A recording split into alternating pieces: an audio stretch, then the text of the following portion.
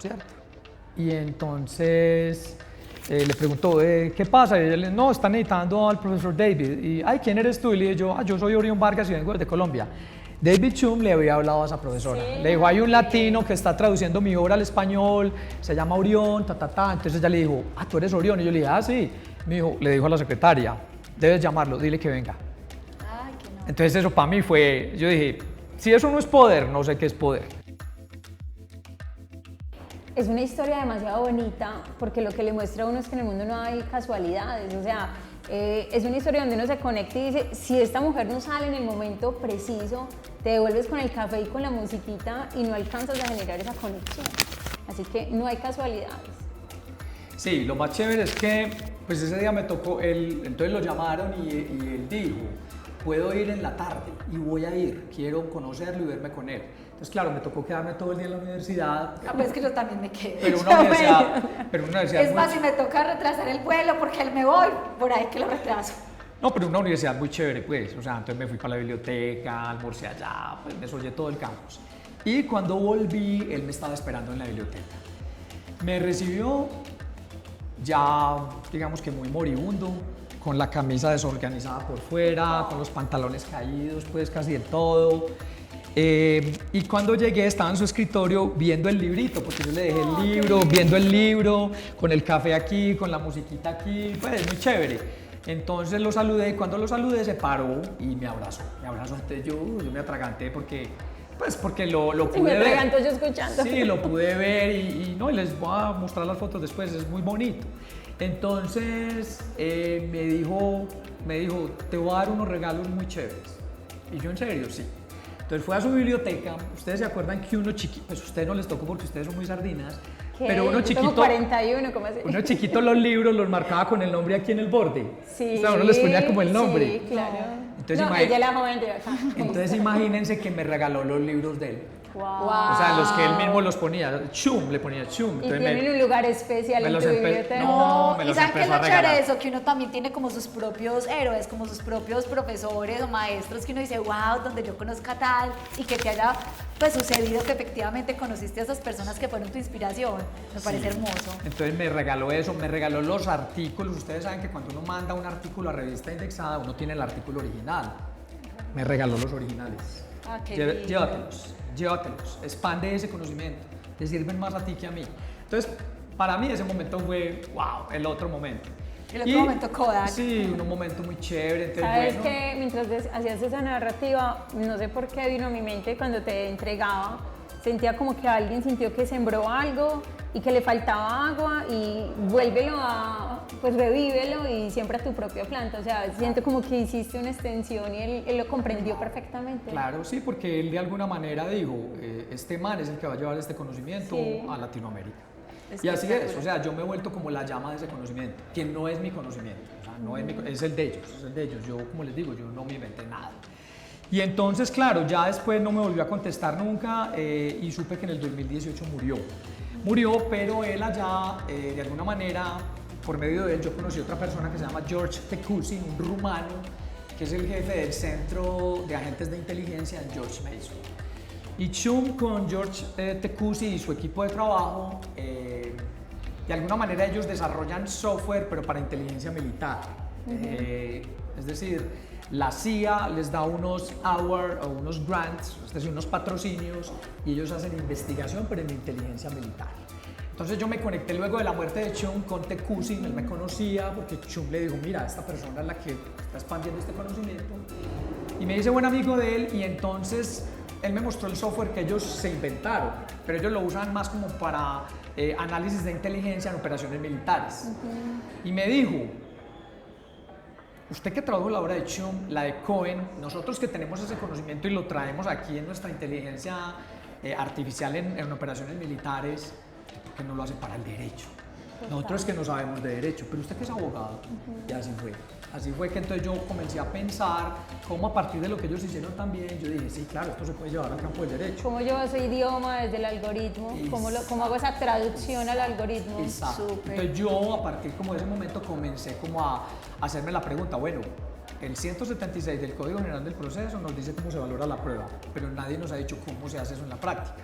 Entonces lo que hicimos fue intentar comprender las etapas de la actividad probatoria ordenadamente, metodológicamente, y en cada una de ellas comenzar a construir algo que el juez debe incorporar en un sistema inteligente que le permite organizar su pensamiento y finalmente, haciendo clic, valorar 1000 pruebas en relación con 500 hechos y con 5 pretensiones o hipótesis. Y eso es lo que es el juez inteligente. Eso es lo que es el juez inteligente. El juez inteligente lo que es una calculadora probatoria, que puede hacer cálculos de Y muchísimas peso. pruebas. De la prueba, Sí, el valor probatorio. valor probatorio. Sí, porque el 176 dice que el juez tiene que valorar conjuntamente de acuerdo con las reglas de la sana crítica y la tarifa legal. Y luego dice que el juez tiene que decir qué peso, qué valor, qué mérito, qué eficacia le dio a cada una de las pruebas. Y cuando uno mira cómo se hace eso, nadie ha dicho cómo se hace eso. Y de alguna manera, con lo que estudiamos de Cohen y con lo que estudiamos de Schum, nosotros logramos ya decir cómo se calcula el peso probatorio que una prueba le da a un hecho y cómo se calcula el peso probatorio que 1000 pruebas le dan a 300 hechos y a una pretensión o hipótesis. Entonces, básicamente son como arbolitos de decisiones, pero que tienen que ver ya con cuestiones como relevancia, pertinencia, credibilidad. Mira que entre las entrevistas previas que has dado sobre ese tema, te plantearon una pregunta respecto del juez como protagonista en este tema. Y quiero dar un contexto, y es que la gente tiende a darle miedo cómo la innovación venga a afectar el derecho. Porque en muchas áreas la gente piensa que la innovación viene a reemplazar capacidades o habilidades humanas y chao el humano, ¿cierto? Yo, por ejemplo, soy una de las que piensa que no hay que darnos miedo. Considero que la innovación es nuestra responsabilidad como humanos ver qué uso darle, qué uso responsable y coherente con nuestro ecosistema, con nuestras cosas. Y jamás he pensado pues como que nos van a reemplazar las máquinas. No, al contrario, siento como que bienvenida a la ayuda, ¿cierto? Bienvenida a la ayuda, ¿qué más es posible hacer con esto? Entonces te preguntaban en esa entrevista que si esto podría reemplazar al juez. Yo de entrada, sin leer tu respuesta, pensé, va a responder que no. Pero igual es como esa sensación que genera. Cuéntanos cuál es la percepción, como ya has tenido la oportunidad de socializar, has recibido retroalimentación o comentarios de jueces, ¿cómo ha sido la visión que ellos han tenido de este juez inteligente? Bueno, vea, básicamente digamos que yo he tenido mucho eco con dos jueces importantes. María Clara Ocampo, ustedes la deben conocer, ella es presidenta de la Sala Civil del Tribunal Superior de Bucaramanga.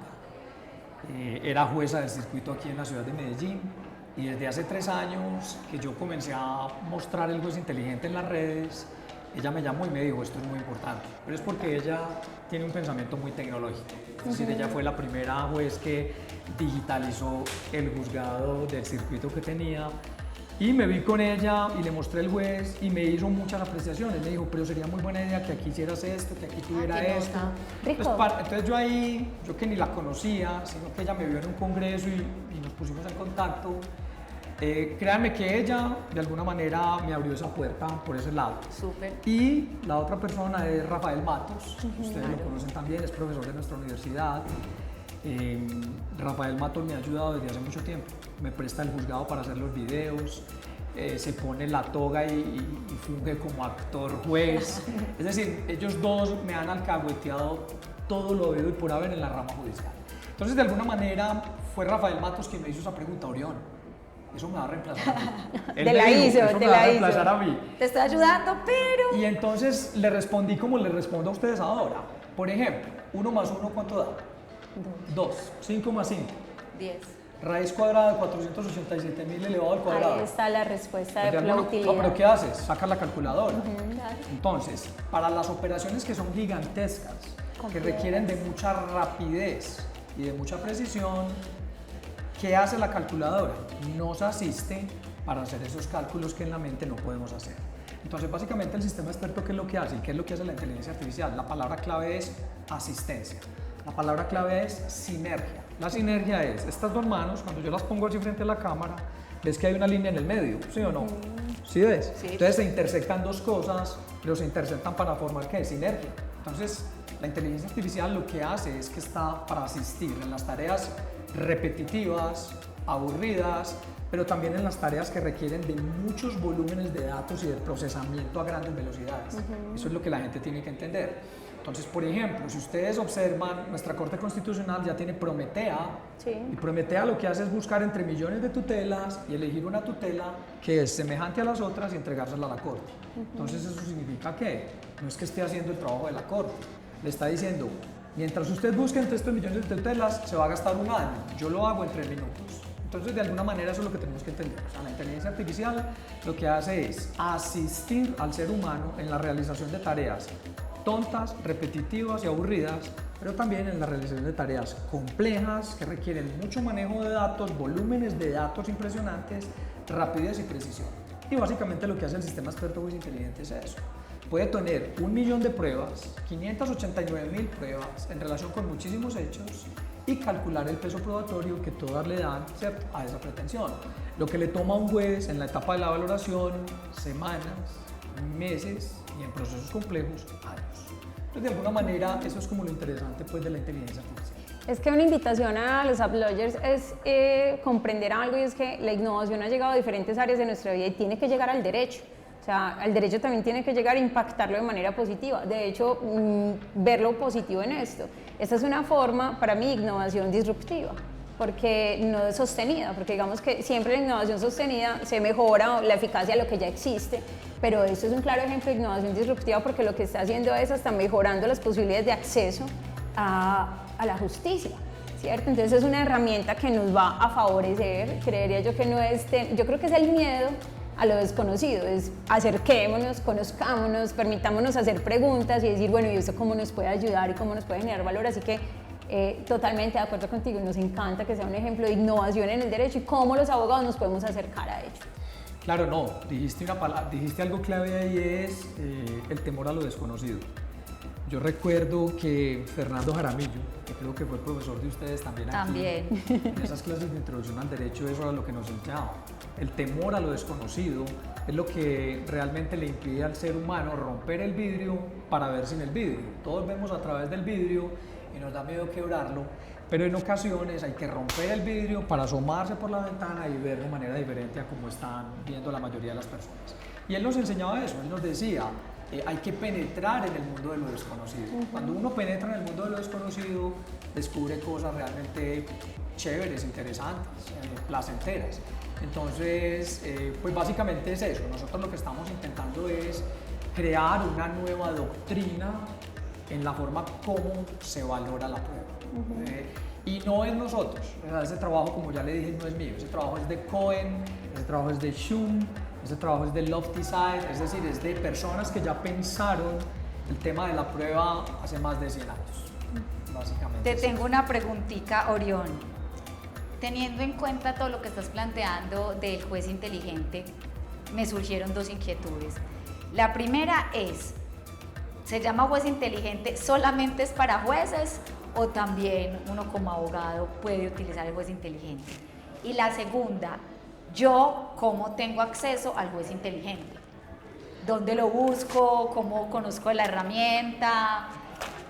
Pau, eso es importantísimo lo que preguntas. Entonces, lo primero es que el sistema experto es gratis. Es decir, quienes quieran descargarlo, simplemente van a Google y ponen juez inteligente, instalación, los manda un link aquí en la Universidad de Medellín y lo pueden descargar gratuitamente. Incluso las actualizaciones también son gratuitas, es decir, es una licencia que se entrega de por vida de manera gratuita en donde se incluyen las actualizaciones. De alguna manera, digamos que en la Universidad de Medellín las directivas entendieron que al entregarlo de manera gratuita estamos contribuyendo con la administración de justicia. Okay. Todo el mundo dice que el acceso a la justicia es gratuito y eso no es cierto. Pues sí, nosotros aquí en la Universidad de Medellín, digamos que las directivas entendieron que sí, que había una manera en la que podíamos entregarle a nuestros estudiantes, a nuestros profesores de teoría de la prueba, a nuestros abogados en ejercicio, a nuestros fiscales y jueces una herramienta de pensamiento que fortaleciera que es la administración de justicia. Entonces lo bonito es eso, el sistema experto lo puede usar cualquier persona. Okay, entonces eso es bien importante y muy chévere que lo usen y lo descarguen. De alguna manera, yo tengo un canal en YouTube, si quieren me buscan Orión Vargas en YouTube y ahí hay una conferencia. Yo vi una receta. Ahí hay No, y una- nosotros les vamos a poner los datos para que cuando salga el sí, video muy chévere. los vean ahí Sí, bien sí, para que sí, sepan sí. dónde buscan al profe Orión. Sí, ahí hay una conferencia que di en el año 2020, creo, en el Instituto Colombiano de Derecho Procesal, y ahí se explica como el manejo del sistema experto, que es realmente sencillo. En relación con la otra pregunta que me hiciste, no la recuerdo, ¿cuál fue? No, la pregunta, no, pero ya me la respondiste porque te pregunté, ¿solamente es para juez porque se llama juez inteligente? Bueno. Y ya me dijiste que Ya, la puede usar Pero cualquiera. no, pero sí y quiero- ya también nos contaste Pero en Pau, dónde es que la puedo encontrar. sí quiero decir algo ahí, es lo siguiente, mire, el sistema experto le permite, por ejemplo, a un abogado, cuando el cliente le trae las pruebas, ¿qué hace el abogado? Mapea las pruebas y los hechos y la pretensión, le hace clic y el sistema le dice, ese proceso es muy probable que lo pierda con esas pruebas que tiene. Entonces eso te permite como abogado en ejercicio decirle al cliente, oiga, le recomiendo que conciliemos. No nos vamos a un proceso. ¿Por qué, doctor? O si no ¿Por qué? tienes más pruebas, no me pongas a meterme en este Pues es que si le proceso. permite al juez valorar, entonces le permite al abogado tener una visión de cuál sería la valoración también. Exacto. Igual, por ejemplo, ustedes saben que en materia penal tenemos muchos estándares. Por ejemplo, para la imputación Sí. tenemos una inferencia razonable, para la solicitud de medida de aseguramiento, dependiendo del grado de restricción de libertad de la persona que está siendo imputada, pues obviamente esa inferencia razonable es un poquito más elevada. Para la acusación necesitamos probabilidad de verdad y para condenar necesitamos más allá de toda duda.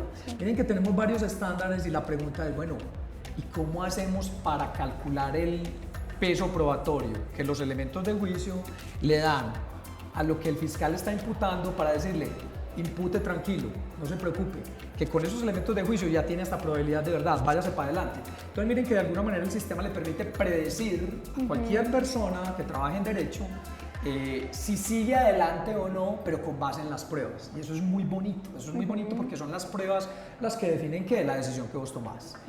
Nosotros inclusive el software ya lo estamos planteando también en el campo de la medicina. Por ejemplo, en el diagnóstico algorítmico de signos, los médicos cuando llega un paciente, ¿qué es lo que ellos tienen? Indicios. Síntomas. Y les hacen pruebas.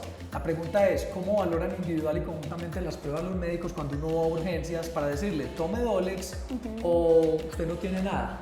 O usted tiene que tomar esta droga y esa droga vale $1 millón. Entonces miren que hay una relación de costo-beneficio que es una decisión que si bien el médico puede que no la tenga muy clara, él sí dice, pero es que venga, es poco probable que este señor se enferme de esto, entonces no le voy a mandar una droga tan cara, con este tratamiento bastaría. Te tienes que dar un capítulo en New Amsterdam donde hacen eso, no sé si lo has visto. No, pero... Eso iba a lo ponen decir a lo prueba. mismo. Lo Pero es ponen que- a prueba. Pero es el que la- sistema se equivocó porque el médico fue más intuitivo, ¿cierto que termina así? Entonces, Pero es claro, muy bacano. lo que decide un juez... Pero era muy efectivo. Lo que decide un juez es igual a lo que decide un médico. Lo que pasa es que el médico funciona más con reglas de la ciencia y no tanto con reglas de la experiencia como funciona el juez. Pero, por ejemplo, en la administración de negocios también sirve para el proceso de toma de decisiones.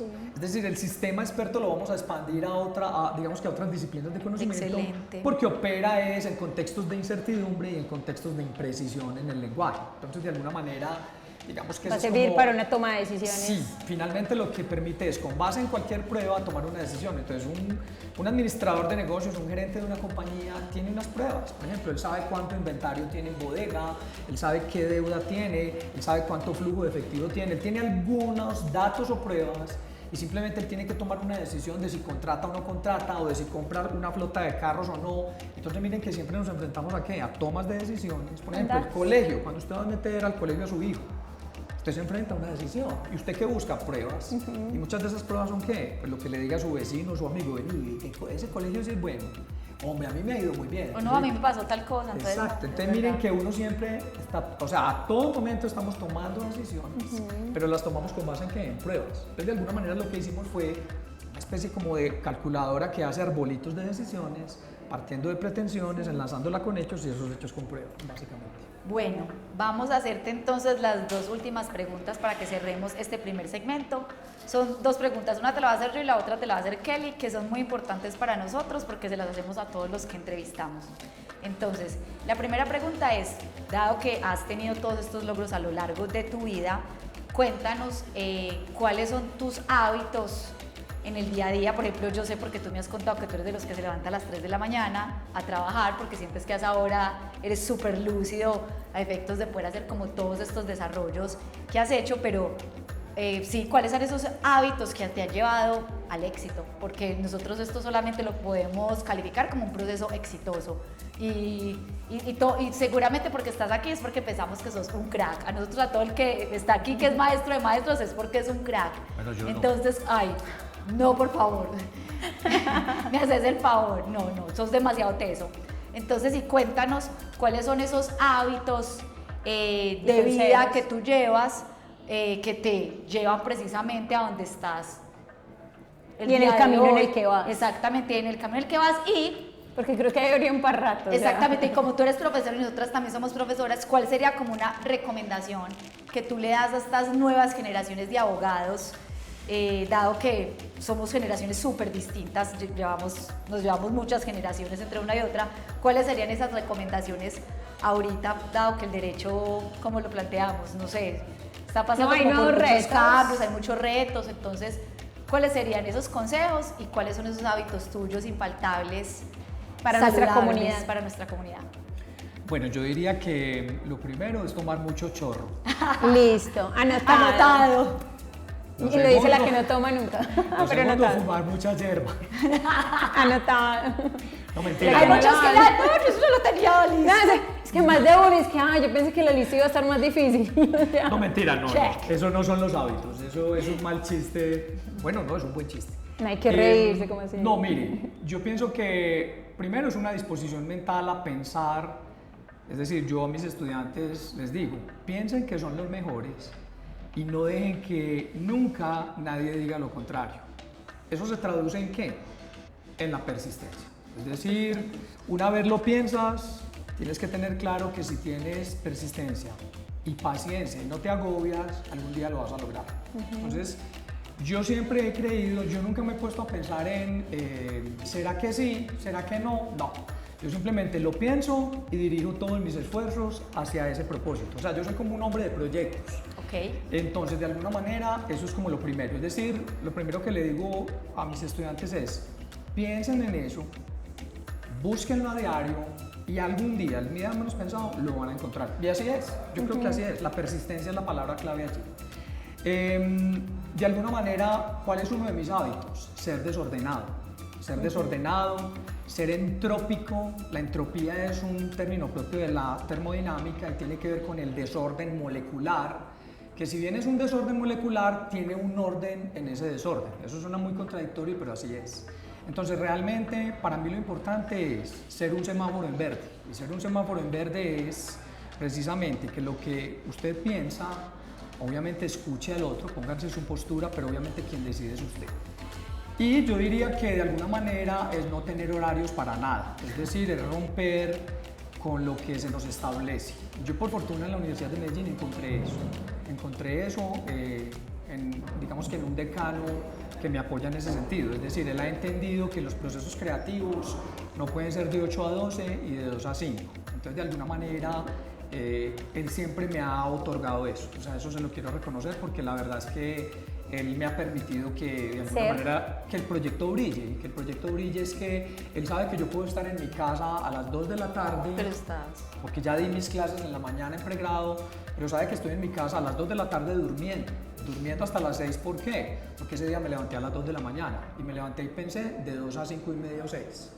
Entonces... Pero de hecho vos sí dormís. ¿Cómo? Vos sí No, dormís. sí. Y No, si de hecho, dormís fácil, o te no. quedas en la mente traque. No. De hecho, me acuesto muy temprano, me acuesto a las 9:30 de la noche, porque obviamente me puedo despertar a las 2:30 o 3. Entonces también me enfermo. O sea, tengo que ser consciente de que si no...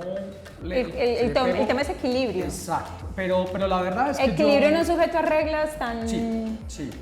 Y obviamente, digamos que me he juntado siempre con personas que son mucho más listas que yo. Por ejemplo, mi esposa Isabel es 1000 veces más lista que yo, más inteligente. Se gana un pico apenas de ese video. Los puntos que se acabó de ganar. Ella lo sabe. Mis hijos son, mejor dicho, mis hijos me caen súper bien. Y de alguna manera mis estudiantes. Yo creo que en los estudiantes es donde yo encuentro como el reflejo de lo que yo quiero, de lo que siempre quise ser. Entonces, de alguna manera, hábitos no hay, o sea, yo no tengo hábitos, aunque sí los debo tener. Si otro me mira desde fuera, sí los tengo, pero yo normalmente no planeo el día. O sea, todas las personas planean sus días. Bueno, ¿qué vas a hacer? ¿Qué voy a...? No, yo no. ¿Cómo salió? Sí, mi esposa me dice, ¿a qué Tú hora eres llegas hoy? orgánico. ¿A qué hora llegas hoy? No, mi amor, no tengo ni No idea. sé. A la hora que llegue. A la hora que llegue. Entonces, yo creo que el secreto está en... pues el secreto no. Yo digo que una buena estrategia es no uno mismo ponerse límites en el tiempo, sino simplemente si tengo que trabajar muy duro 3 horas, trabajo muy duro 3 horas y luego duermo 5 horas. Y si a las 5 horas me desperté, entonces vuelvo y trabajo, pero disfrutando lo que Eso se iba a está decir, haciendo. que yo siento que estás dando un mensaje como que cumplir las metas que uno tiene, cumplir esos objetivos, no tiene que estar direccionado a ser infeliz y a sufrir el cumplimiento de la meta. Exacto. No Exacto. tiene por qué interrumpir como la forma en que tú quieres vivir. Porque de hecho si lo interrumpes porque eso que estás buscando no es tu felicidad. Claro, no, totalmente. Es que mira, yo digo una cosa y la voy a decir y puede que suene muy boba. ¿Qué es la felicidad? Que la felicidad es muy rara, pero es que es muy desconocida. Entonces, ¿qué es la felicidad? Es saber de. Si vos sos mi esposa y yo sé de vos, yo soy feliz. Si vos sos mi amigo y yo sé de vos, yo soy feliz. ¿Qué hay de vos? ¿Cómo estás? Miren que es que en ese lenguaje, en eso se traduce la felicidad. Entonces miren que el conocimiento lo acerca a uno a la felicidad. O sea, saber de... Cuando usted sabe en un examen la respuesta, ¿usted cómo es? Esa felicidad. Usted está feliz. Y Porque cuando uno usted sabe que se va a sacar una buena Exacto. nota. Entonces mira que es muy bonito que nuestros estudiantes entiendan que en el conocimiento que se va También hay adquiriendo felicidad. hay felicidad. Me encanta. Y Me eso- encanta esa frase para que la anotemos. Me encanta, Sí, me eso encanta. es muy En chévere. el pues. conocimiento. Bueno, y la última pregunta siempre la hacemos y es como de alguna forma una guía para nuestra comunidad de B. ¿Qué le gusta a la gente que nos inspira? Entonces la primera pregunta es, ¿película favorita? Película favorita, película favorita. Tiene un montón. No, Ok. no, película favorita. ¿Qué yo puedo decir? Película favorita. Una que te haya gustado para que no suene como que está por encima de todas, sino que te haya gustado. Película favorita. ¿Cuál podríamos decir no, que es una ninguna. película favorita? Sí, así como que me haya marcado, pues definitivamente. No tengo ninguna. Ni que te haya repetido. Ni que me haya repetido. Es que realmente. No se película vale, favorita, una película respuesta Se favorita. vale una respuesta honesta. Sí. No, realmente no. Pues me han gustado muchas de las que veo. Yo pienso que Decinos cuando 2 o uno- 3. Yo pienso que cuando Recomendáis uno- cualquier cosa y que uno dice, "Ay, mírate tal película, que esa película está buena". Está como que aguanta.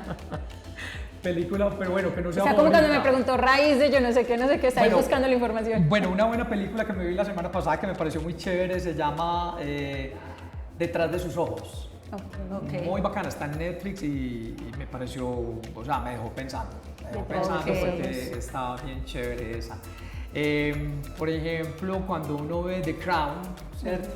Entonces Esa serie es uno ahí- espectacular. uno ahí de alguna manera, pues, digamos que recreado de esa manera, uno puede como adentrarse en ciertas esferas de poder que uno puede que No, las pues yo por perciba. esa serie amo a la reina Isabel. Entonces, de La alguna amo. manera esa es. Hay una película muy chévere que se llama Her, H-E-R, Her, y es de inteligencia artificial. Es impresionante, es una película muy bonita, muy bien elaborada, es decir, todo el tema de la escenografía, el color, los planos, es hermosa esa película.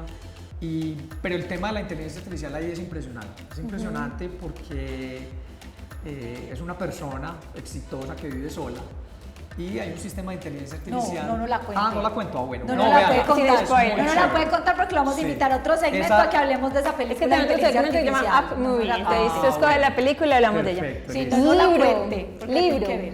Bueno, el libro me gusta mucho. Créanme que yo no leo mucho. La verdad, no leo mucho. Yo leo lo que me gusta. Y leí lo que me gustaba. Entonces, de alguna manera, mi papá tenía una biblioteca muy bacana. Vamos por la misma línea en las dos entrevistas que hemos hecho en ese sentido. Y en esa biblioteca me encontré un escritor italiano, por allá como de 1930, Giovanni Papini. Y digamos que eso era, o sea, me impresionaba cómo en esa época una persona con el lenguaje tuviera la capacidad de describir como él describe. Es decir, cuando lo lees, viajas a la película inmediatamente, te Sí, ponen la nota. película. Entonces me gusta mucho la obra de Giovanni Papini y De alguna manera, créanme que no soy el más lector. No soy el más lector, no leo mucho. Leo lo Pero que me interesa. parece importante, Como leo lo que me interesa, lo que me gusta. Leo en inglés mucho sobre pruebas, es decir, evidence, love of evidence. Leo mucho lo que están diciendo los norteamericanos en el tema que a mí me interesa, que es valoración probatoria, razonamiento probatorio. Leo un poquito de inteligencia artificial, estoy muy conectado pues como en la Universidad de Buenos Aires y estoy de alguna manera muy vinculado al laboratorio de inteligencia artificial. Entonces sí, pero soy poco lector más bien. Leo lo que me gusta y lo que me interesa sacarle provecho. Okay. Lugar favorito. Lugar favorito, mi casa. Mi casa. Músico. Banda favorita. Bueno, banda favorita es una banda canadiense que ya se desintegró, se llama Rush. R-U-S-H, Rush. Es mi banda favorita. Mi banda favorita. Y comida favorita. Mi comida favorita, yo diría que ninguna. Yo como de todo lo que me ponga. ¿Sabes qué? Sabía que iba a decir eso yo, pero ya lo iba a decir, no me gusta comer. No me gusta. Es que no sabes que yo soy de comer poco. No me gusta el hígado. Ay, No me gusta el. Por no favor, me gusta también el, la odio. No me gusta el apio. No me Ay, gusta qué el rico. apio. Y de alguna manera no me gusta mucho el pimentón porque me cae pesadito. Y Pero el resto, no no tenés problema Todo. con nada. Lo que se venga, listo. sí. Listo, hígado, no. Bueno, Uploggers, hemos llegado al final de la entrevista, una entrevista que con toda seguridad ha servido para inspirarlos en muchísima medida, en muchísimos aspectos de su vida, y me parece que un tema importante que tenemos que rescatar es el tema de la felicidad. El tema de evidenciar que ustedes dirán, acá hay muchos logros, pero hay logros con los que la persona ha sido feliz y que lo ha construido desde su felicidad y que no ha tenido que generarse, no sé, ese idioma que tenemos o esa concepción que tenemos que para lograr cosas hay que sufrírselas, no, también esfuerzo no necesariamente significa sufrimiento, pero sí disfrutar el camino. Bueno, recuerden entonces suscribirse a nuestro canal, comentar, darle like. Estamos súper atentos a todo lo que ustedes nos escriben. Entonces vamos a finalizar este primer segmento y recuerden que vamos a tener un segundo segmento también con el propio Orión para que nos explique en detalle cómo es que funciona el juez inteligente. Orión, muchas gracias. Ay, gracias. Pero muchas gracias a Kelly, muchas gracias a Pau, muchas gracias a ustedes por su paciencia, para escucharnos y nada, súper. Chao. Chao.